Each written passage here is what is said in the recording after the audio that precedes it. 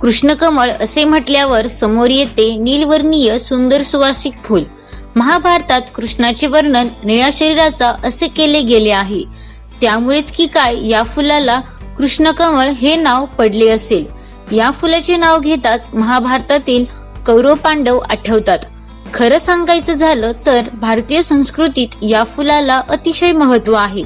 या फुलाच्या 100 पाकळ्या म्हणजे 100 कौरव आणि 5 पुंकेसर म्हणजे 5 पांडव आणि मध्यभागी द्रौपदी आणि ब्रह्मा विष्णू महेश अशी सुंदर रचना असते.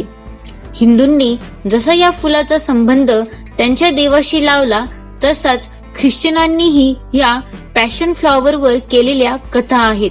येशू ख्रिस्ताला सुळावर चढवले त्यावेळेचा अनुभव पॅशन ऑफ सफरिंग कथन करण्यासाठी आणि तो अधिक श्रवणीय करण्यासाठी या फुलाच्या रचनेचा